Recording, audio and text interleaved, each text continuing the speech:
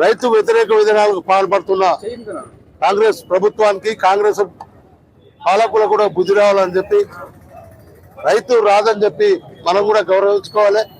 ఎద్దేసిన వ్యవసాయం, రైతు వేసిన రాజ్యం ముందుకు పోదు, బాగుపడదు. కాబట్టి ఆ రైతు ఉసురు కొట్టుకోకుండా మరి ఆనాడు టీఆర్ఎస్ పాలనలో కేసీఆర్ గారి నాయకత్వంలో అనేక సంక్షేమ పథకాలు ఏ రకంగా మేము అమలు చేసినామో అవి వాటి పథకాలన్నింటినీ పెంచి మరి మీరు మొన్నటి ఎన్నికల్లో మోసపూరిత వాగ్దానాలు ఇచ్చి ప్రజలందరినీ కూడా మోసం చేసి గదిరెక్కిన మీరిచ్చిన హామీలే నెరవేర్చని మేము చెప్తున్నాం. ఏ 420 కోట్లంటి హామీలు అయితే మీరు ఇచ్చారో వాటన్ని కూడా నిజమైన లబ్ధిదారులకు ప్రజలకు అందించాలి. అందించిన దాకా టీఆర్ఎస్ పార్టీ ఖచ్చితంగా ఈ కాంగ్రెస్ ప్రభుత్వాన్ని ఎండగడుతూనే ఉంటుంది. ప్రజల పక్షాన ఖచ్చితంగా మేము నిరంతరంగా ప్రజలకు సంక్షేమ పథకాలు అందేదాకా మేము కూడా పోరాడతాం. నిన్నటికి మొన్న మన గౌరవ శాసనసభ్యులు రాజకీయ నాయకుల వివక్ష ఉండదు, అందరినీ గౌరవించుకుంటూ పోతాం, అభివృద్ధిలో అందరినీ కలుపుకుంటూ పోతాం అనే దాన్ని మేము కూడా స్వాగతిస్తున్నాం. మేము కూడా గతంలో మా గౌరవ శాసనసభ్యులు భాస్కర్ రావు గారు ఉన్నప్పుడు మరి అనేక పథకాలు ఇక్కడ మిర్యాలగూడలో చేసిండు. కొన్ని పూర్తయినాయి, కొన్ని అసంపూర్తిగా ఉన్నాయి. వాటి విషయంలో కూడా మేము కూడా మా గౌరవ శాసనసభ్యులు మాజీ వారి ఆధ్వర్యంలో ప్రజెంట్ శాసనసభ్యులకు ఒక లెటర్ కూడా పెడతా ఉన్నాం. మిర్యాలగూడ పట్టణం అభివృద్ధి విషయంలో, నియోజకవర్గం విషయంలో మేము కూడా కలిసి వస్తాం. ఏదైనా ఉంటే రాజకీయాలు ఉంటే ఎన్నికలప్పుడు చూసుకుందాం. అప్పటిదాకా నిజమైన పేదలకు, లబ్ధిదారులకు, నిజమైన వారికి రాజకీయాలకు ఖచ్చితంగా న్యాయం జరగాలి. ఆ న్యాయం జరిగేదాకా ఖచ్చితంగా టీఆర్ఎస్ పార్టీ మీ వెంటబడి ఈ పథకాలు అమ్మలేదాకా ప్రశ్నిస్తూనే ఉంటాం. దయచేసి మీ అందరూ కూడా సద్బుద్ధి ప్రసాదించాలని ఆ మహాత్మా గాంధీ గారికి మరి ఒక విజ్ఞాపన పత్రం ఇచ్చినాం. వారు మీకు సద్బుద్ధి ప్రసాదించి ఈ పథకాలన్నీ ప్రజలకు అందే విధంగా చేస్తారని మేము కూడా నమ్ముకుంటూ, ప్రజలకు మోసం చేసి ముఖ్యంగా రైతులందరికీ మోసం చేసి అబద్ధాలు ఆడి ఆడవాళ్ళకి కానీ, వితంతులకు, వికలాంగులకు కానీ, రైతులకు కానీ ప్రతి ఒక్కరికి కూడా ఒక్కొక్కరికి వంతుల తప్పున ఒక అబద్ధం ఆడుకుంటూ ఈ ప్రభుత్వం మోసం చేసి అధికారం వచ్చి ఇవాళ ఏ ఒక్క హామీని కూడా నిర్వర్తించకపోవడం ఇది శోచనీయం. ముఖ్యంగా ఈ రోజు తెలంగాణలో 80% మంది రైతులు దాదాపుగా వీళ్ళ మోసపూరిత మాటలు నమ్మి ఒక్కొక్క రైతు ఎకరానికి 17,500 రూపాయలు ఈ ప్రభుత్వంతో బాకీ పడి ఉన్నది. ప్రభుత్వం ప్రతి రైతుకు బాకీ పడి ఉంది. కాబట్టి మేము రైతుల పక్షాన రైతుల యొక్క ఆత్మహత్యలు జరగకుండా రైతులు ఆర్థికంగా ఇబ్బందులు పడకుండా అప్పుల పాలు కాకుండా ఆ బాకీలని వసూలు చేసుకుంటూ రైతులను చైతన్యపరుచుకుంటూ కేసీఆర్ హయాంలో రైతులకు ఒకటి ఇది రైతు బందే కాదు, వాళ్ళ నీటి సమస్య కానీ మొదలు పెట్టుకుంటే కరెంటు సమస్య నిత్యము వాళ్ళెమ్మటి ఉండి రైతులు అభివృద్ధి చేసుకుంటూ ఇవాళ పంజాబ్ హర్యానా కన్నా ఎక్కువ దిగుబడి తెచ్చిన రాష్ట్రంగా అది మనకు చేసిన కేసీఆర్ గారికి మళ్ళా ఈ రైతులందరూ కూడా ముక్త గంధంతో కేసీఆర్ గారు రావాలని కోరుకుంటున్నారు.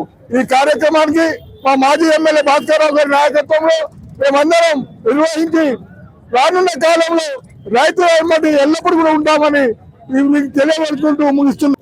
BRS party working president KTR గారి ఆదేశానుసారం మరి స్థానిక మాజీ శాసనసభ్యులు భాస్కరరావు గారి ఆధ్వర్యంలో మరి మహాత్మా గాంధీకి వినతి పత్రం ఇచ్చే కార్యక్రమానికి ముఖ్య అతిథిగా విచ్చేసినటువంటి గౌరవ పెద్దలు మాజీ మన ఎమ్మెల్సీ గారు కోటరెడ్డి సార్ గారికి, అదేవిధంగా కార్యక్రమంలో పాల్గొన్న బీఆర్ఎస్ పార్టీ నాయకులకు, రైతులకు, పార్టీ శ్రేణులందరికీ కూడా పేరు పేరున హృదయపూర్వక నమస్కారాలు. చాలా దురదృష్టకరమైన పరిస్థితి. తెలంగాణ రాష్ట్రం ఏదైతే ఉమ్మడి రాష్ట్రంలో మరి ద్రోహానికి గురైతుంది, వ్యవసాయ రంగం, వ్యాపార రంగం కానీ, ఉద్యోగ రంగాన్ని, విద్యా అన్ని రంగాలు వెనకబడ్డదని చెప్పేసి ఆ రోజు కేసీఆర్ గారు తెలంగాణ ఉద్యమం చేసి తెలంగాణ సాధించుకున్న తర్వాత దేశంలోనే ఏ రాష్ట్రంలో కూడా లేనటువంటి అభివృద్ధి సంక్షేమ కార్యక్రమాలు తీసుకొచ్చి భారతదేశంలో అగ్రగామిగా నడిపిస్తున్నటువంటి తెలంగాణ రాష్ట్రాన్ని మరి మేకల మంద మీద తోడేలు పడ్డట్టు మరి Revanth Reddy and team, Congress team మరి ఒక్కో రకరకాల మాయ హామీలు, మోసపూరిత హామీలు ఇచ్చి మరి తెలంగాణ మేము కాంగ్రెస్ పార్టీ అధికారంలోకి వస్తే మేము రైతులకు 17,000 ఇస్తాం, పెన్షన్ 4,000 చేస్తాం అని చెప్పేసి మాయ మాటలు చెప్పి మోసపూరిత హామీలు ఇచ్చి అలా అధికారంలోకి వచ్చిన తర్వాత ఏదైతే తెలంగాణ రాష్ట్రం అగ్రగామిగా ఉందో అటువంటి రాష్ట్రాన్ని మళ్ళీ 40 సంవత్సరాలు వెనక్కి నెట్టేయడం జరిగింది. ఇవాళ 420 రోజులు గడిచింది. 425 రోజుల్లో మరి నువ్వు ఇచ్చినటువంటి 420 హామీలో ఏ ఒక్క హామీ కూడా అమలు కాని పరిస్థితి. ఇవాళ తెలంగాణ రాష్ట్రంలో మరి రైతాంగాన్ని, మరి వ్యవసాయమే మరి మొదటి రంగం కాబట్టి వ్యవసాయ రంగాన్ని అభివృద్ధి చేయాలని చెప్పేసి కేసీఆర్ గారు రైతులకు రైతు బంధు, ఉచిత విద్యుత్, రైతు బీమా, మరి పండించిన పంట గిట్టుబాటు ధర కల్పించే విధంగా మరి గిట్టుబాటు ధర, రైతులకు కావాల్సినటువంటి ఎరువులు, విత్తనాలు అన్ని కూడా సకాలంలో దొరికి మరి రైతులు లాభదాయకంగా ఇవాళ 3 పూటలు కడుపు నిండా తిని కంటి నిండా పండుకునే పరిస్థితుల్లో ఇవాళ రేవంత్ రెడ్డి వచ్చి మళ్ళీ ఏదైతే పాత ఉమ్మడి రాష్ట్రంలో మరి రైతు గోసపడ్డారో అదే గోస ఇవాళ రేవంత్ రెడ్డి నాయకత్వంలో ఇవాళ పడేటువంటి పరిస్థితి వచ్చింది. అయినా కానీ నీకు చేత కాకపోతే చేసే ప్రయత్నం చేయి, లేకపోతే చేసినటువంటి నాయకుల సలహాలు, సూచనలను తీసుకోగాని చేత కాక ఇప్పుడు దొంగ అన్నట్టుగా మరి ఇంత రాష్ట్రాన్ని ఇంత అభివృద్ధి పదంలో తీసుకుపోయి ఇవాళ ప్రజలంతా కూడా కేసీఆర్ అని తలుచుకుంటుంటే నువ్వు మాత్రం నీకు చేత బీఆర్ఎస్ పార్టీని, కేసీఆర్ ని తిట్టి కాలం వెళ్లదీసే ప్రయత్నం చేస్తున్నావు. రేవంత్ రెడ్డి నువ్వు ఖబర్దార్. ఇవాళ రైతాంగం మొత్తం కూడా మేల్కొన్నారు, ప్రజలందరూ మేల్కొన్నారు. ఏ నిమిషం అవకాశం వస్తే నిన్ను గద్ద దింపి పాతాళంలో తొక్కడానికి తెలంగాణ ప్రజలు సిద్ధంగా ఉన్నారు. తెలంగాణ ప్రజల తరపున పోరాటం చేయడానికి ఇవాళ బీఆర్ఎస్ పార్టీ, కేసీఆర్, కేటీఆర్, భాస్కరరావు నాయకత్వంలో ఇవాళ కార్యకర్తలు, నాయకులందరూ కూడా సిద్ధంగా ఉన్నారని చెప్పేసి ఈ సందర్భంగా తెలియజేసుకుంటూ మరి మహాత్మా గాంధీ వాడు శాంతియుతవాది, వారికి ఇవాళ వినతి పత్రం సమర్పించడం, మరి రేవంత్ రెడ్డి గారికి మంచి బుద్ధిని ప్రసాదించాలని, రైతుల పక్షాన, ప్రజల పక్షాన మరి ప్రభుత్వాన్ని పనిచేయాలని చెప్పేసి ఈ సందర్భంలో వినతి పత్రాలు సమర్పించడం జరిగింది. ఏదైతే 420 హామీలు ఏదైతే 420 సీఎం గారు ఇచ్చిర్రో మరి అది మోసపూరితమైనవి. మరి మిర్యాలగూడ పట్టణంలో చూసినట్లయితే ఇప్పుడు గ్రామ సభలు అని ప్రతి రాష్ట్రంలో గ్రామ సభలన్నీ పెట్టడం జరుగుతుంది.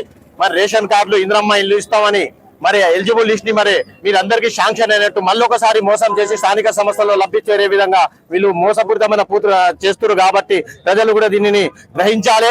ఇంద్రమ్మ ఇల్లు ఇప్పుడు శాంక్షన్ అయిన ప్రతి ఒక్కరికి రావు. అవి మన మిర్యాలగూడ పట్టణానికి చూసినట్లయితే 3,500 ఇల్లు ఏమో శాంక్షన్ అయినాయి, కానీ ఒక్కొక్క వార్డు చూసినట్లయితే 300 నుంచి 500 వరకు ఇల్లు శాంక్షన్ అయినా అని కార్యకర్తలు ఇంటింటి గడపకెళ్ళి ప్రతి ఒక్కరికి ఇంద్రమ్మ ఇల్లు ఇస్తాము, ప్రతి ఒక్కరికి రేషన్ కార్డు ఇస్తాము, ఎలిజిబుల్ ఉన్నా లేకున్నా ప్రతి ఒక్కరి ఇది ఇచ్చేవి కావు, సచ్చేవి కావు.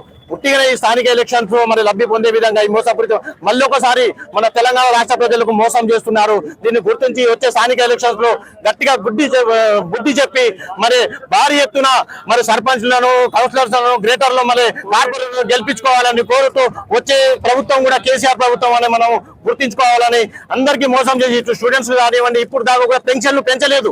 మరి గత పక్క రాష్ట్రాల్లో చూసినట్టయితే మొత్తం గెలవంగానే మన వాళ్ళు ఇచ్చిన మేనిఫెస్టోలో ఇచ్చిన మాట ప్రకారం చంద్రబాబు గారు పెంచినా కూడా ఇక్కడ పెంచడానికి చాచా కానీ దద్దమ్మ ప్రభుత్వం ఇటు వికలాంగులకు మహిళలకు అందరికీ స్టూడెంట్ కు మోసం చేసిన ప్రభుత్వాన్ని గద్దె దించే వరకు మనం పోరాడతామని ఆశించి అవకాశం ఇచ్చిన పెద్దలందరికీ నేటికి అధికారంలోకి వచ్చి 420 రోజులు పూర్తి అవుతున్నాయి. ఈ రోజుతోటి ఎన్నికలకు ముందు ఇదే 420 హామీలను ఇచ్చి ప్రజలను మోసం చేసి నమ్మించి అధికారంలోకి వచ్చినటువంటి ఈ కాంగ్రెస్ పార్టీ కాంగ్రెస్ ప్రభుత్వం ఏ ఒక్క హామీని కూడా పూర్తిగా నెరవేర్చలేనటువంటి నిస్సహాయ స్థితిలో ఉంది. గత టీఆర్ఎస్ ప్రభుత్వం కేసీఆర్ గారి నేతృత్వంలో 2014 నుంచి 2023 వరకు అనేక రంగాలలో ఒక్కొక్క రంగాన్ని వ్యవసాయ రంగం కావచ్చును, నీటిపారుదల రంగం కావచ్చును, విద్యుత్ రంగం కావచ్చును, సంక్షేమ రంగం కావచ్చును, విద్యారంగం కావచ్చును, వైద్య రంగం కావచ్చును, అన్ని రంగాలలో ఈ తెలంగాణ సమాజానికి ఏది అవసరమో అది భారతదేశంలోనే అన్ని రంగాలను పురోభివృద్ధి వైపు నడిపిస్తూ భారతదేశంలోని అన్ని రంగాల్లో నెంబర్ 1గా తెలంగాణ రాష్ట్రాన్ని ఇచ్చినారు. దిక్కుదోసని పరిస్థితులు ఉన్నటువంటి కాంగ్రెస్ పార్టీ ఆనాడు ఆచరణ సాధ్యంగా ఉన్నటువంటి అనేక హామీలను ఇచ్చి ప్రజలను మోసం చేసి ఈరోజు అధికారంలోకి వచ్చి 420 రోజులు గడుస్తున్నప్పటికీ ఏ ఒక్క హామీని కూడా పూర్తిగా నెరవేర్చలేనటువంటి దుస్థితిలో ఉంది. మరి వ్యవసాయ రంగంలో వాళ్ళు ఇచ్చినటువంటి హామీల విషయానికి వచ్చినప్పుడు రైతు బంధు విషయానికి వస్తే 5,000 ఒక కారుకు సంవత్సరానికి 10,000 ఇస్తున్నటువంటి కేసీఆర్ ప్రభుత్వాన్ని మేము అధికారంలోకి వస్తే కారుకు 7,500 సంవత్సరానికి 15,000 ఇస్తామని చెప్పినారు. దాని చిట్ట చివరికి 420 రోజులు పూర్తిగా వస్తున్నా ఎకరానికి 7,500 కారుకి ఇవ్వలేము, 6,000 రూపాయలు ఇస్తామని చెప్పి మొన్ననే కేబినెట్ సమావేశంలో నిర్ణయం తీసుకున్నప్పటికీ అది కూడా పూర్తిగా అమలు కాలేదు. జనవరి 20వ తారీఖున నేను రైతు బంధు వేస్తున్నా మీ సెల్లర్లకు వస్తున్నదని చెప్పి మాట ఇచ్చినప్పటికీ మండలానికి ఒక ఊరు చొప్పున ఆయన వేస్తా అన్నాడు. అది కూడా ఏం మేర జరిగిందో ఇవన్నీ అర్థం కానటువంటి పరిస్థితి. ఈ ప్రత్యేక పరిస్థితుల్లో రైతాంగం అర్థం చేసుకోవాల్సినటువంటి అవసరం ఉంది. అది రుణమాఫీ, రుణం లేనటువంటి వాళ్ళు, అప్పు లేనటువంటి వాళ్ళు బ్యాంకులలో పోయి అప్పు తెచ్చుకోండి, నేను డిసెంబర్ 9వ తేదీన వచ్చి మొట్టమొదటి సంతకం 2 లక్షల రుణమాఫీ మీద పెడతామని చెప్పి ఎన్నికల మేనిఫెస్టోలో ఎన్నికల్లో వాగ్దానం చేసి అధికారంలోకి వచ్చిన తర్వాత డిసెంబర్ 9 పోయింది, తర్వాత 100 రోజులు గడువు పోయింది, తర్వాత ఆగస్టు 15 పోయింది, 420 రోజులు పూర్తిగా వస్తున్నా అందరికీ రుణమాఫీ కానటువంటి నిస్సహాయ స్థితిలో చేయలేనటువంటి పరిస్థితిలో ఈ ప్రభుత్వం ఉంది. అనేక రంగాల్లో గురుకులాలు స్థాపించుకొని అనగారిన పిల్లలకు నాణ్యమైనటువంటి విద్యను, నాణ్యమైనటువంటి ఆహారాన్ని అందించినటువంటి కేసీఆర్ ప్రభుత్వంలో దాదాపు 56 మంది విద్యార్థులు అస్వస్థకు గురై గురుకులాల్లో మరణించినారంటే ఎంత దయనీయమైనటువంటి పరిస్థితి ఉందో. ప్రాపర్ మెయింటెనెన్స్ లేదు. ఈ ప్రభుత్వం గురుకులాల మీద వాళ్ళకు చిత్తశుద్ధి లేదు. అనగారిన పిల్లలకు నాణ్యమైన విద్య అందించాలనేటువంటి మనకు అర్థమవుతోంది. అదే కాదు, ఎన్నికల్లో సంక్షేమ రంగంలో కూడా ఉన్న 2,000 పెన్షన్ నుంచి 4,000 ఇస్తామన్నారు, ఉన్నటువంటి వికలాంగులకు 6,000 ఇస్తామన్నారు. ఏ ఒక్క హామీని కూడా అమలు చేయలేనటువంటి ఈ ప్రభుత్వం ప్రధానంగా ఎన్నికల్లో అధికారంలో రావడానికి రుణమాఫీ, రైతు భరోసాతో పాటు మహాలక్ష్మి పథకం ప్రతి మహిళకు 2,500 రూపాయలు ఇస్తామన్నారు. అది కూడా అమలు చేయలేదు. ఏ ఒక్క హామీని అమలు చేయకపోగా డిమాండ్ చేసినప్పుడు అక్రమంగా కేసులు పెట్టడం, దౌర్జన్యాలు చేయటం, ఇబ్బందులు పాలు చేయటం ఈ రాష్ట్రంలో ఆటవిక అరాచక పాలన జరుగుతుందనే దానికి ఇంతకన్నా నిదర్శన అవసరం లేదు. ఏదైనా అడిగితే డైవర్ట్ పాలిటిక్స్, ఒక విషయం మీద దృష్టిని కేంద్రీకరిద్దామంటే దృష్టిని మరల్చడానికి కొత్త విషయాన్ని తీసుకొచ్చి డైవర్ట్ పాలిటిక్స్ చేస్తున్నటువంటి ప్రభుత్వానికి కళ్ళు తెరిపించాల్సినటువంటి అవసరం ఉంది. మహాత్మా గాంధీ వర్ధంతి సందర్భంగా మహాత్మా గాంధీ గారికి యావత్ తెలంగాణ రాష్ట్ర వ్యాప్తంగా ఈ ముఖ్యమంత్రికి సరైనటువంటి పరిపాలన అవగాహన లేదు, పాలనా దక్షత లేదు, వాళ్ళకి చేత కావటం లేదు, విషయ పరిజ్ఞానంలో కూడా వాళ్ళకి కావాల్సినటువంటి జ్ఞానం లేదు. ఏ విధంగా దేవుడు వాళ్ళకు బుద్ధి ప్రసాదించాలని, తెలంగాణ రాష్ట్రాన్ని పరిపాలించడం వారికి శక్తినివ్వాలని మహాత్మా గాంధీకి భారత రాష్ట్రం అధిష్టాన ఆదేశం మేరకు ఈరోజు విజ్ఞాపన పత్రం సమర్పించడం. ఏదేమైనా తెలంగాణ రైతాంగంతో పాటు తెలంగాణ సమాజం ఈ ముఖ్యమంత్రిని గద్దెదించేంత వరకు పార్టీ ఇచ్చేటువంటి కార్యక్రమాలకు మనం అందిపుచ్చుకొని ప్రతి కార్యక్రమంలో భాగస్వాములకు కావాల్సినటువంటి అవసరం ఉందని వేదిక ద్వారా మీకు విజ్ఞప్తి చేస్తున్నాం.